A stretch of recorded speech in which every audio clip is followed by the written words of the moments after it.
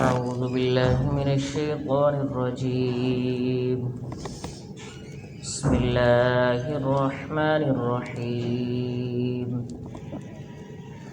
ويسألونك عن المحيض قل هو أذى فاعتزلوا النساء في المحيض ولا تقربوهن حتى يطهرن فإذا تطهرن فأتوهن من حيث أمركم الله إن الله يحب التوابين ويحب المتطهرين.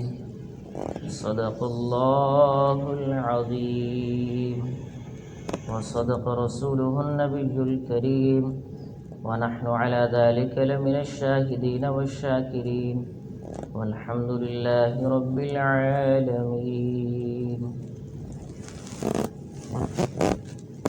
اللہ تعالیٰ کا ارشاد ہے وَيَسْأَلُونَكَ عَنِ الْمَحِيضِ. اے نبی جب آپ سے سوال کرتے ہیں حیض کے بارے میں قُلْ هُوَ أَذًى، آپ ان سے کہہ دیں کہ وہ ایک گندگی ہے. فَاعْتَزِلُوا النِّسَاءَ فِي الْمَحِيضِ، سو تم الگ رہو عورتوں سے حیض کے دنوں میں. ولا تقربوہن، اور ان کے قریب مت جاؤ حتی یطہرن، یہاں تک کہ وہ پاک ہو جائیں. فإذا تطہرن فأتوہن من حیث امرکم اللہ، پھر جب وہ پاک ہو جائیں تم ان کے پاس جاؤ جس طرح کہ اللہ نے تم کو حکم دیا ہے. ان اللہ یحب التوابین، بے شک اللہ تعالیٰ توبہ کرنے والوں سے محبت کرتے ہیں. وَيُحِبُّ الْمُتَطَهِّرِينَ، اور گندگی سے پاک رہنے والوں سے بھی محبت کرتے ہیں.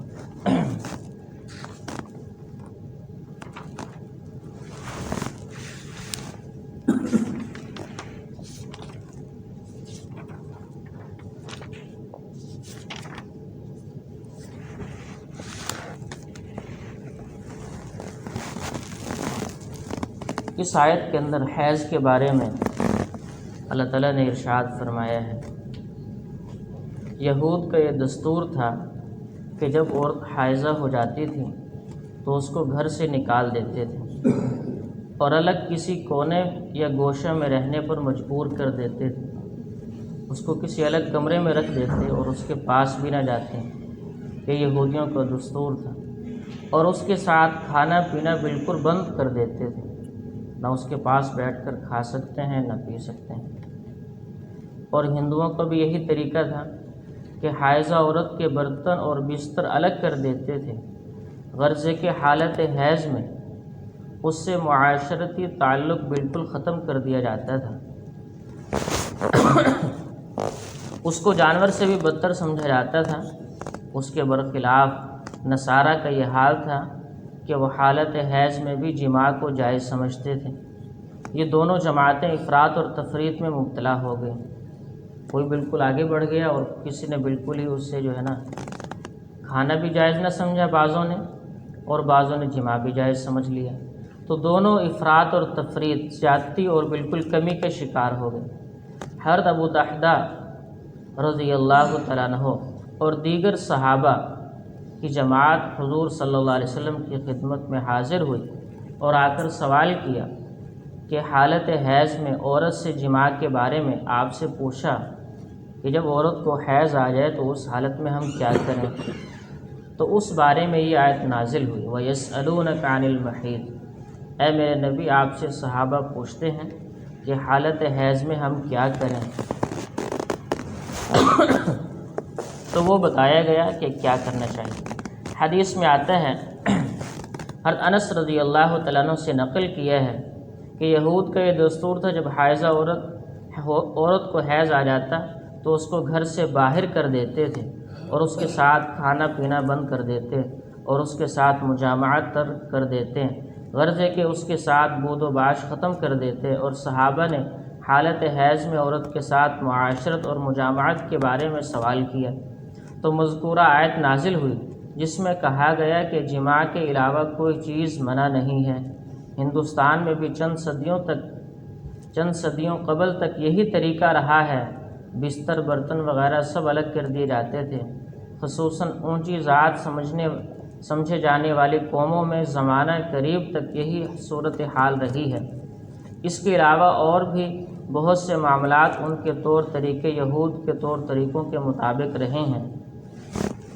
تو حدیث کے اندر حضور صلی اللہ علیہ وسلم سے جب سوال کیا گیا اور یہ آیت نازل ہوئی، اس آیت میں اللہ نے فرمایا کہ ان سے کہیں، صحابہ سے ان کو بتا دیں، قل هو اذن، کہ حیض ایک گندگی ہے، فاعتزلوا النساء فی المحیض، تو لہٰذا ان دنوں میں جب عورت کو حیض آتا ہے تو ان دنوں میں عورت سے الگ رہو، اس کے قریب نہ جاؤ، ولا تقربوہن حتی یطہرن، یہاں تک کہ وہ پاک ہو جائیں، اپنے حیض کے ایام سے جب وہ پاک ہو جائیں پھر ان کے قریب جا سکتے ہو، ان دنوں میں اس کے قریب نہیں جا سکتے۔ فَإِذَا تَطَهَّرْنَ فَأْتُوهُنَّ مِنْ حَيْثُ أَمَرَكُمُ اللَّهُ، اور ان دنوں میں بھی جب وہ پاک ہو جاتی ہیں پھر ان کے پاس جانا ہے جیسے کہ اللہ نے تمہیں حکم دیے ہیں، جس طریقے سے اللہ نے بتلایا ہے، شریعت میں جس طریقے سے بتلایا گیا ہے اس طریقے سے ان کے پاس جانا ہے۔ حضور صلی اللہ علیہ وسلم نے بھی یہی فرمایا کہ جماع کے علاوہ ان کے ساتھ کھا بھی سکتے ہو، پی بھی سکتے ہو، بیٹھ بھی سکتے ہو اور ان کے پاس لیٹ بھی سکتے ہو، لیکن جماع نہیں کر سکتے، ان کے پاس صحبت اختیار نہیں کر سکتے۔ اس کے علاوہ یہ نہیں ہے کہ ان کو جیسے یہود کا طریقہ تھا کہ ان کو بالکل ہی الگ کر دیا جاتا اور اپنے گھر سے بھی بعض دفعہ نکال دیتے تھے، اتنا برا سلوک عورت کے ساتھ کیا جاتا تھا، حالانکہ جو اس کا حیض ہے وہ اللہ کی طرف سے مقرر کردہ ہے اور وہ کمی اللہ کی طرف سے رکھی گئی ہے عورتوں کے اندر خاص طور سے۔ تو اللہ کے نبی صلی اللہ علیہ وسلم نے فرمایا کہ جماع کے علاوہ ان کے پاس آپ لیٹ بھی سکتے ہو، بیٹھ بھی سکتے ہو، کھا پی بھی سکتے ہو، اور ان کا کھانا بنایا ہوا کوئی وہ ناپاک نہیں ہے، ان کا کھانا بنایا ہوا وہ بھی پاک ہے، وہ بھی کھا سکتے ہو۔ تو فَإِذَا تَطَهَّرْنَ فَأْتُوهُنَّ مِنْ حَيْثُ أَمَرَكُمُ اللَّهُ، جب انسان عقل سے چلتا ہے دین پر پھر وہ یا تو زیادتی کا شکار ہو جاتا ہے یا بالکل کمی کا شکار ہو جاتا ہے، لیکن جب شریعت کے مطابق چلتا ہے پھر نہ وہ زیادتی کا شکار ہوتا ہے نہ کمی کا، پھر وہ معتدل طریقے سے چلتا ہے۔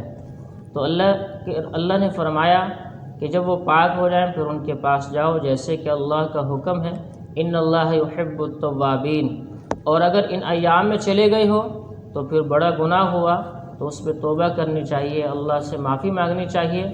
وہی فرمایا ان اللہ یحب التوابین، کہ اللہ تعالیٰ توبہ کرنے والوں کو بڑا پسند کرتے ہیں، اگر غلطی ہو جائے تو پھر اس سے معافی مانگنی چاہیے، اور معافی مانگنے والوں کو تو اللہ بڑا پسند کرتے ہیں۔ حدیث میں آتا ہے خیر الخطائین التوابون، کہ خطا کرنے والوں میں سب سے زیادہ بہتر خطا کرنے والا وہ ہے جو بعد میں معافی مانگنے والا ہو، جو بعد میں پریشان ہو کر اور جو ہے اس پر اللہ سے معافی مانگ لے، یہ سب سے بہترین خطا کرنے والا ہے۔ اور اگر خطا کرنے کے بعد اس پر مصر ہو جائے اور اس پر اڑ جانا اور معافی نہ مانگنا، یہ بڑا ظالم انسان ہے۔ تو ان اللہ یحب التوابین، جو توبہ کر لے گا اللہ تو اسے بڑا پسند کرتے ہیں توبہ کرنے والوں کو۔ ویحب المتطہرین، اور گندگی سے جو پاک رہتے ہیں، اپنے آپ کو پاک صاف رکھتے ہیں اور گندگی کے دنوں میں اپنے جو ہے بیویوں کے پاس نہیں جاتے، اللہ ان کو بڑا پسند کرتے ہیں۔ ویحب المتطہرین، ظاہری پاکی بھی انسان کو حاصل کرنی چاہیے کہ بدن پر ظاہری ناپاکی بھی نہ ہو اور اندر کی ناپاکی بھی انسان اس سے بھی اپنے آپ کو بچائیں۔ جو ہر حال میں صاف ستھرا رہتا ہے اللہ اسے بڑا پسند کرتے ہیں۔ اس لیے کہا گیا ہے کہ جب مسجد میں آؤ تو کچا پیاز کھا کر نہ آؤ، کچا پیاز کھا کر نہ آؤ، اس سے تھوڑی سمیل آتی ہے اور فرشتے سمیل والی جگہ پر جہاں بدبو آتی ہے فرشتے وہاں نہیں رہتے بلکہ وہاں سے دور بھاگ جاتے ہیں۔ تو اس لیے شریعت میں تو تھوڑی تھوڑی چیزوں کو بھی بتایا گیا ہے، اور یہاں تک فرمایا الطہور شطر الایمان، کہ پاک رہنا نصف ایمان ہے۔ جو انسان اپنے آپ کو پاک رکھتا ہے، کپڑے بھی پاک، جسم بھی پاک اور اس کا دل بھی پاک، اندر سے بھی پاک، تو ہر حال میں پاک صاف رہتا ہے تو فرشتے بھی اس کے قریب آتے ہیں، اور جو ہے فرشتے اچھی جگہوں کو اور خوبصورت جگہوں کو اور جہاں سے خوشبو آئے ان جگہوں کو پسند کرتے ہیں۔ تو مسجد میں آنے سے پہلے ان چیزوں کا بھی خیال ہو۔ وَيُحِبُّ الْمُتَطَّهِرِينَ، کیوں کیونکہ اللہ تعالیٰ جو گندگی سے اپنے آپ کو بچاتے ہیں اور پاک صاف رہتے ہیں اللہ انہیں بڑے پسند کرتے ہیں۔ جس کو اللہ پسند کرے تو اللہ کے فرشتے اسے کیسے پسند نہیں کریں گے، اسے اللہ کے فرشتے بھی پسند کریں گے۔ اللہ ہمیں ہر حال میں شریعت کے مطابق چلنے والا بنائے اور قرآن کے فرامین پر عمل کرنے والا بنائے۔ وما علینا الا البلاغ۔